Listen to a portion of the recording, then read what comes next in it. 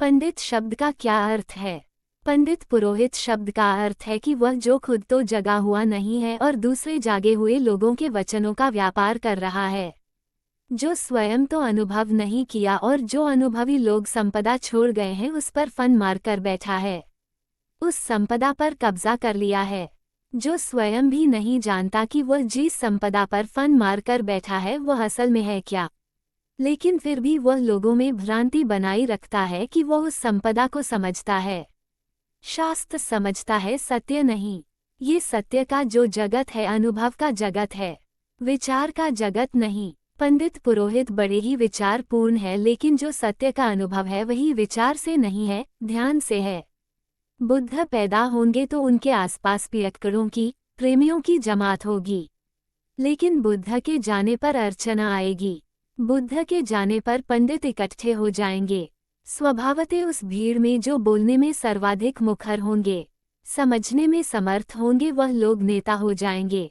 फिर चाहे वह अनुभवी हो या ना हो, बोलने में समर्थ है तो हो ही जाएंगे और नेतृत्व ग्रहण कर लेंगे, और अनुभवी लोगों को तो वो बाहर ही फेंक देंगे, क्योंकि अनुभवी लोगों के कारण तो उनको अड़चन आएगी और उनका गिरोह इकट्ठा हो जाएगा। अनुभवों को तो चिंता भी नहीं है नेतृत्व करने की, और अनुभवियों को तो चिंता भी नहीं है जनता पर हावी हो जाने की, शोषण करने की, और अनुभवों को तो जनता का शोषण भी नहीं करना। लेकिन ये पंडित मौका नहीं छोड़ेंगे। ये पंडितों की जमात फिर सदियों तक लोगों का शोषण करेगी। बुद्ध की आड़ में नाम चलेगा, बुद्ध का दुकान चलेगी पंडितों की। ये पंडित कैसे राजी होगा कोई दूसरा बुद्ध लोगों को जगाए, क्योंकि अगर लोग जाग जाए तो इन पंडितों के ग्राहक तो कम हो जाएंगे, इनकी दुकान तो टूट जाएगी। एक होटल में दो बेहरे बात कर रहे थे। पहला बेहरा, यह आदमी शराब पीकर टेबल पर ही सो रहा है, इसे 2 बार जगा चुका हूँ, अब तीसरी बार जगाने जा रहा हूँ। दूसरा बेहरा बोला, इसे बाहर क्यों नहीं कर देते होटल से? पहले बेहरा बोला, यह मैं नहीं कर सकता, जब भी जगाने जाता हूँ वह बिल अदा कर देता है और फिर सो जाता है।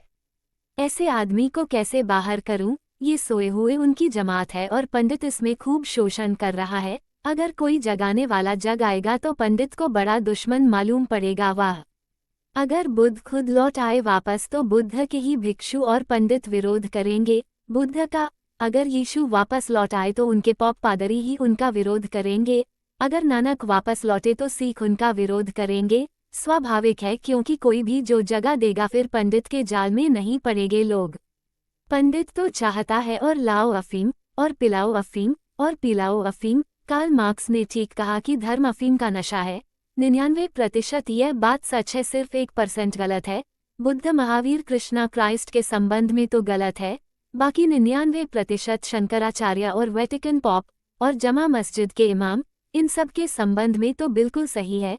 पंडित की इतनी पकड़ क्यों है जनमानस पर? तुम पूछते हो जनमानस क्यों पंडित के जाल में फंस जाता है? क्योंकि उसके पास सुंदर सुंदर शब्द है, भाषा है, तर्क जाल है। जज ने चोर से पूछा, तुम उस घर में क्यों गुस्से? चोर कोई साधारण कर नहीं था, चोर संस्कृत भाषा का जानकार था, असफल हो गया था परीक्षा में तो पंडित ना हो पाया, सो चोर हो गया।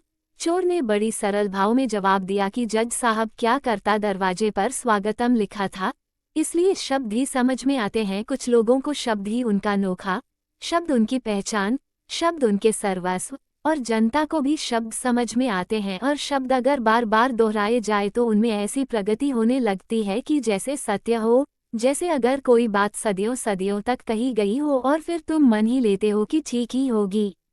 जॉर्ज बर्नार्ड शो से किसी आदमी से कहा, जॉर्ज बर्नार्ड ने जीवन में बहुत व्यंग्य किए और बहुत महत्वपूर्ण व्यंग्य किया।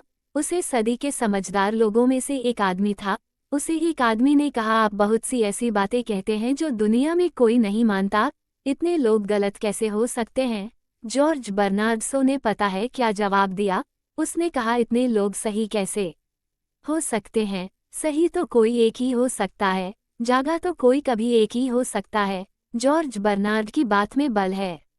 जो उसने उत्तर दिया कि इतने लोग सही कैसे हो सकते हैं। आज इतना ही।